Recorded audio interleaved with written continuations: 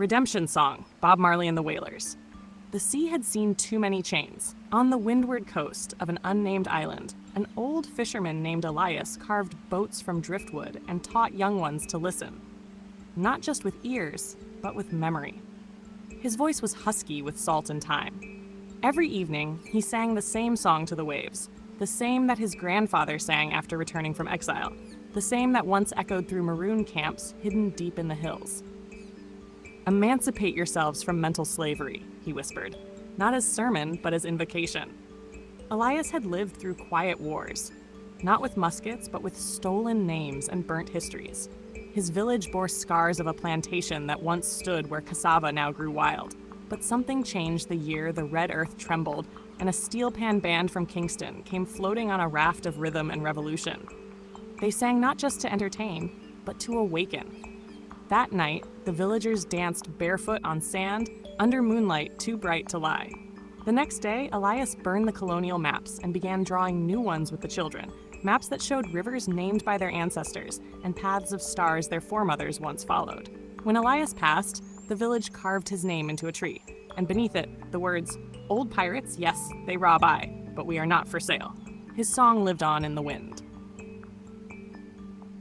Kids, MGMT miles away from anything labeled real, in a desert town where the cacti leaned like they were whispering secrets. A boy named Ezra and a girl named Lilo built a world. They weren't siblings, not by blood, but their imaginations were twin comets. Every summer since they were 5, they met at the same dry creek bed, where rusted toys from forgotten decades still glinted under the sun. They didn't need phones. They spoke in codes made from bicycle bells, Polaroids, and old Atari sounds. One year, Lilo brought a cassette tape labeled Kids. Ezra played it on his dad's boombox, and something clicked. A synth exploded like a rainbow in their skulls, and their pretend adventures got stranger. They imagined a world ruled by a council of animals. Trees could talk, and old TVs showed portals instead of sitcoms. But each year, the magic waned faster. At 13, Lilo didn't come. Ezra sat in the dry creek bed alone, rewinding the cassette until the sound wore thin. A coyote walked by, watching him. For the first time, the silence felt older than him. Years later, Ezra returned as a college student writing about memory. The creek was gone, buried under asphalt. But one night, under stars, he played that same cassette. A laugh echoed Lilo's, maybe imagined. And for a brief second, everything real seemed pretend again. Life goes on, 2-pack. In the heart of the South Central skyline, a mural overlooked an empty court. Faded paint showed 3 faces and a single word: survive. Tariq stood there every morning, fingers brushing the chain-link fence. His brother Darnell used to shoot hoops there before he was lost to bullets meant for someone else. The court, once a sanctuary, now pulsed with ghosts. On Darnell's birthday, Tariq walked through Crenshaw with a notebook and Tupac's voice in his headphones. Life goes on. The beat didn't ignore pain. It wrapped it in fire and made it walk forward. That lyric wasn't escapism. It was prophecy. The dead don't get to dream, but the living do. He started sketching murals, first on corners, then on school walls. Faces of lost friends, not as victims, but as visionaries. He drew Darnell as a man building houses. He drew his friend Raheem reading poetry in prison and smiling. He drew mothers holding sons instead of guns. One day, he painted "Life Goes On" in bold gold across the court's blacktop. Kids returned. Laughter echoed again. Years later, a boy asked him why he paints every face with light. Tariq smiled.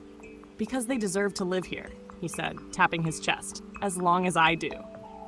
One Day Reckoning Song, Asaf, Avidan, and the Mojos. In a city where people wore their secrets in briefcases, Amira worked at a flower stall. No one knew her past. Not the cafe owner who gave her leftover croissants. Not the street poet who once tried to guess her name. She wore silence like a shawl. Her hands, though, told stories. How they braided olive branches in a country divided by invisible walls. How they wrote letters that were never sent. How they once played piano beside a man who promised he'd change the world before vanishing in smoke. Then came the protest. It began with a violinist playing under a bridge, drawing a crowd of hundreds. The song, raw, cracked like a promise, melted the air. One day, baby, we'll be old. People cried without knowing why. Amira stood in the back, flowers wilting in her arms. When the beat dropped, it wasn't drums. It was thousands of feet stomping. A reckoning. The crowd didn't riot. They remembered. They forgave. They danced. That night, Amira went home and opened a box she hadn't touched in years. Inside was a letter, half written. She finished it. Not to him, but to herself. Breathe. Télépopmusik. The airport lounge hummed like a synthetic lullaby. Soft jazz over intercoms, filtered air, blinking boards. Lena was always in transit.